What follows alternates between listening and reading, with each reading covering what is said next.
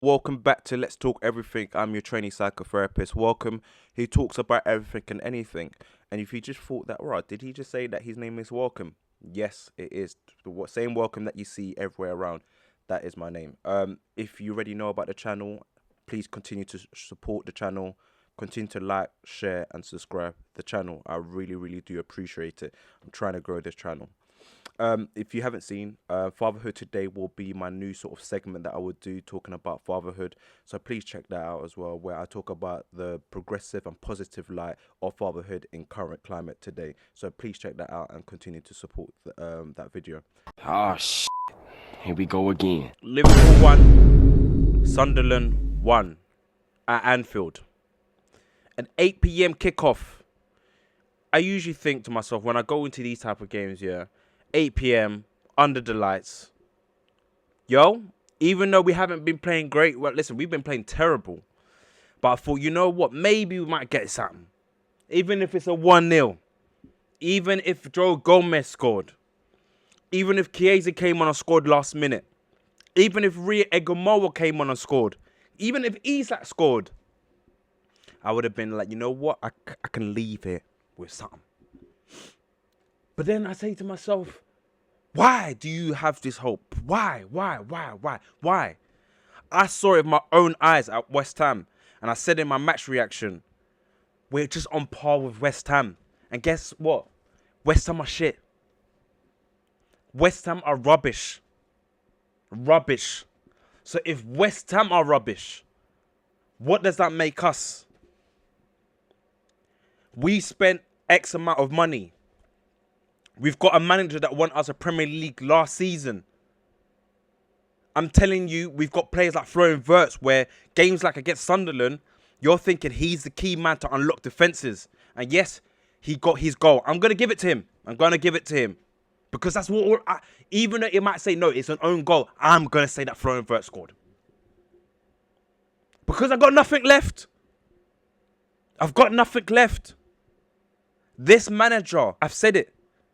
I want to be Arne Slot in. Wait, bro, you don't even want to even have that conversation. But hey, here we are. I want to be Arne Slot in. I want to be proven wrong. I still believe that he's still a good manager. I still believe it. That's the craziest part. I still believe it. In this whole messed up thing, I still believe that this manager is the guy. But when you do stuff like, you're still playing Isak. I've said the football gods don't want Isak to play. Play Ekatike. You drop Salah for the second game. You put Szoboszlai on right wing. What has Chiesa done to you, my bro? What has Chiesa done to you? You put Robertson back. Fair dues. But what does that say for our rhythm? McAllister hasn't been playing well. Curtis Jones came on. He was the difference. He's the reason why Florian Wirtz got that goal. I've been saying play Curtis Jones. But if you start playing plays in and out, it just messes up the rhythm. And we know about football. Once you've got that rhythm going, you have to maintain that rhythm. And I'm watching the football side to side. We don't even feed plays like Ekatike or Isak. What is the point then? We don't play for our strikers. Virgil van Dijk is asking for the ball, but he's still playing it side to side. The more I watch this Liverpool team, the more I just get confused. It's not even a lost thing. It's not like a Man United where you're like, you just know what you are. I don't get this. I don't understand this. I just don't get it. Virgil van Dijk turns his back. Since when do you turn your back as a defender from a shot? Since when do you do that? If it's not a set piece, it's either a mistake from the back line. Or guess what? We might lose the ball in a place where we're trying to shoot. And guess what? Counter-attack. PSV. Frankfurt's goal when they scored. I think it was at Salah or Wirtz lost the ball. Or Szoboszlai played the wrong ball. Boom. They score. So it's nothing from our back line. From top to bottom. Mess. Don't even talk about the middle. Non-existent. I'm tired, man. I'm tired. This is not the Liverpool that I know. Is this the Liverpool from our alternate reality? Did we get this like trash version of Liverpool in an alternate reality? Because there's no way this is the team that won me the league last season and this is them now. We're sitting 8th. And the only reason I know that is because I watched other people talk about Liverpool or their match reaction and they're saying we're 8th. And it's crazy. The gap is not that far. So when you know, yesterday I watched Chelsea and Leeds. They dropped points. Arsenal dropped points. Yes, they won against Brentford yesterday. But you're thinking to yourself, is there maybe a chance? Just get the points on the board. I don't know what I want from now. Do I just want Liverpool to win, even if it's ugly and we have no style of football? Or do I lose knowing that we're trying to be progressive to find a style of football? This is not even dark right now. It's blick. If you know about that word, you know. It's blick. Diabolical. This manager, I said, I want to back him. I do, but I can't help it. When I see stuff like this on a touchline, you look lost than ever. I saw it with West Ham with my own eyes, and I saw it in this game. At 8 p.m. kickoff at Anfield. See that under the lights. 8 p.m. kickoffs at Anfield shouldn't go like this. Shouldn't go like that. I don't know what is happening. You're left confused.com. What is this Liverpool team? What is even a Liverpool? Why is there even a Liverpool? Where is a Liverpool? Manager, I want you to sort it out for your own benefit. I want you to sort it out. Because it's you. Don't get me wrong. The players have to hold accountable. But if it's the narrative that the players are not playing for you, if Liverpool are not trying to sack you, bro, sort it out.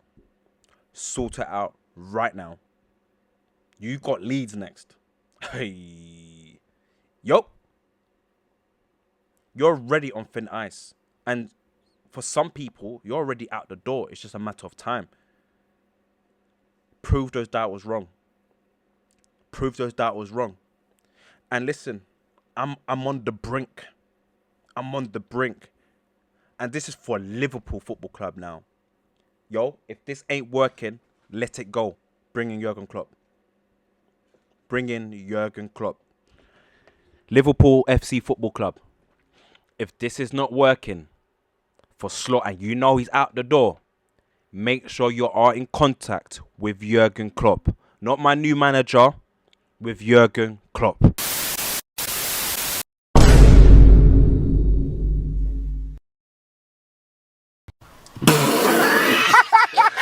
I did watch a couple of games. Tuesday night, I watched Newcastle versus Tottenham at St. James's Park. Game left 2-2. I can't lie to you. Thomas Frank and Arne Slot, the same. Literally the same. I'm literally questioning who's going to get sacked first. Thomas Frank looks like it's going to be the one because I don't think Tottenham fans really have the patience. And I think Tottenham fans and Tottenham, they can do that. I think they can sack their manager. So I think I'm going to bet that Thomas Frank will be the manager to get sacked first. Newcastle, Guimaraes. Oh my gosh. Listen, I wonder where he's going to go next. Is it a City? Is it a Liverpool? Is it even a Man United? You know, if Man United leave the season strong, like, bro, like, could he get that big move? Or is it abroad that he can go to? But that guy's absolutely quality. That goal that he scored, absolutely class, man. I wanted to watch Voldemort Day. I hope I'm pronouncing his name. That was the game that I wanted to watch. I know there was the Man City Fulham game, but I wanted to watch something a bit different. And I also wanted to see what is this Tottenham team really at. And I've always said with Tottenham, I think they just need to become like a sort of I'm not sure if I'm dropping the standards a bit low here, like a Brentford club where you got these sort of upcoming sort of talent academy players and just work with that. I do believe Thomas Frank is still the perfect manager for Tottenham. I think that's where he can go up to. Tottenham fans might be angry with me about that, only because generally my narrative is not really to sack managers. I'm not with the sacking stuff. Like, I'm not a big fan of that because I look at Man United as an archetype or as a model to be like. I genuinely think it just doesn't really work if you start becoming that second manager, and it just goes through so much turmoil, so much changes, and I think it's just sort of long. Because look at Man United now, and this is all back from Sir Alex Ferguson. Anyways, so I do believe Thomas Frank is the right manager, but at the same time, that football that he's playing is really weird. Same like Liverpool. The midfield is there, but there's just no connection with the front line. That Richarlison, Colin Mawani, Odobert, I think Tottenham still have a good side. I just think they need to find themselves a good front three. And I don't think they found the front three. Yes, I know Kulusevski's out. Maddison is out as well for the season. However, I do think they need to find a prolific striker. Richarlison is only good when things need to come in clutch, or that's it. I'm not a big fan of Richarlison. They need to find themselves a striker. Christian Romero, what an overhead kick. What the hell? Inside the box. And it was almost like a tamed effort.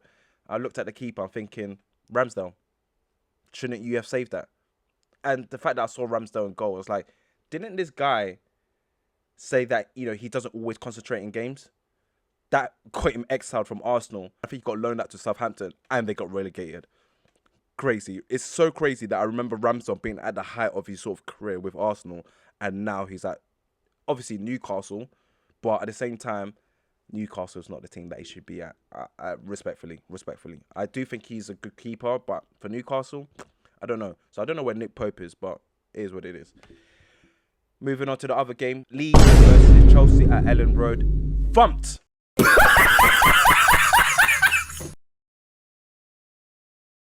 3-1. Thumped 3-1. The chest that Chelsea fans had after that 1-1 draw against Arsenal with 10 man, all being gassed, Esteval hype. He started the game. He looked in 6s and 7s, getting a yellow card. Chelsea just looked absolutely lost. Tosin Adebayo, I really liked Tosin Adebayo. I remember him in the Man City academy coming up through the ranks. I remember he had a loan spot at Blackburn.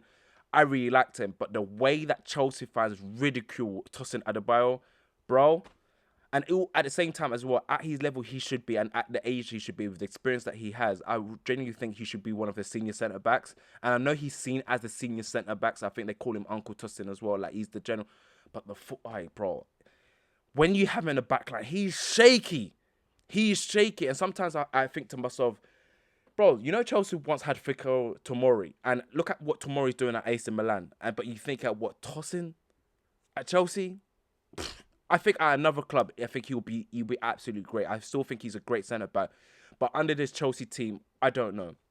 I just praised Chelsea against Arsenal, and they get pumped against Leeds. And I remember yesterday I was saying to my friend, like, which game was it that I should watch? Was it the Arsenal versus Brentford game, or the Chelsea or the Leeds game? He was telling me go for the Arsenal game, but I said there's something about Chelsea that I wanted to watch. With so much chest that they had, are they really the title contenders? Can they really go the way? Because games like Elland Road, games like against Leeds, those are the games that you want to get the 3 points. Get the 3 points, that's how. However it comes, you want to get the 3 points and go. At least you keep touching distance with the other teams that are there. With Man City winning, even though that wasn't great for City as well in the back line, but they still got the win. Yesterday, Arsenal, I know there was a couple of injuries. I didn't watch the game, but they still won. Mourinho, Saka, they scored. Now, Chelsea, can you do the same? They didn't. And Maresca, I was looking at Maresca, I was just praising you. What happened here? What, do you need a Reece James? Do you need a Caicedo? Having not Caicedo in Elland Road, and you got Bournemouth, and I swear Bournemouth is like one of their bogey teams as well. Hey, Chelsea fans, come outside, because you had a lot of chest. You had a lot of chest against Arsenal. Guess what Arsenal done? They won 2-0. They got their 3 points. Chelsea, you better buckle up your ideas. It's all great beating Barcelona. It's all great enjoying with 1-1 against Arsenal, who's in absolutely in a fantastic form. But it's games like against Leeds. It's games like Bournemouth. What are you really saying about yourself? Can you really show up? Turn up! You know what I mean, Chelsea fans? Turn up. Chelsea, turn up. So, 3-1, packed in, set piece. First goal was from a set piece. That bullet header, Sanchez couldn't get nothing from there. And that second goal from, I can't remember that player. I wanted to watch Ampadu. That was a kid. If you don't know, Ampadu was part of the Chelsea academy as well, growing up as well. I just remember his crazy hairstyle that he had, bro. Mad thing. But Ampadu, captain of Leeds now, I'm so happy for his career because I did believe that he was absolutely a talent. I thought he was going to break into the first team of Chelsea. But at the same time, yeah, dunking on Chelsea, his former club, absolutely crazy. And do you know what was crazy as well? Ampadu, he's Welsh. Like, I already knew that, but I'm not sure if you knew that. He's Welsh. Crazy. But yeah, the second goal, bro, crazy. What absolutely crazy play. The play for that goal was absolutely, Sanchez couldn't get that. You know, outside the box, that had some pace on it. You're not saving those. And I think the last goal was just Chelsea. I've always said Chelsea need to learn about discipline, especially with their back lines. A couple yellows in that game as well. Maresca needs to chat to his players. Discipline. That's what Chelsea need. If they've got discipline, I think they'll be going in for a long run into the title rest this season. But if they don't fix that, bro, it's a long day. Caicedo got the red card. I know Enzo Maresca's got like 4 yellow cards as well. I think there's a couple players that's got, a couple yellow cards and red cards throughout the season for Chelsea. That ain't looking good, bruv. Anyways, that was my weekly roundup of football. I just wanted to do it all together in one video. Don't forget to comment, like, share, and subscribe, people. Take care.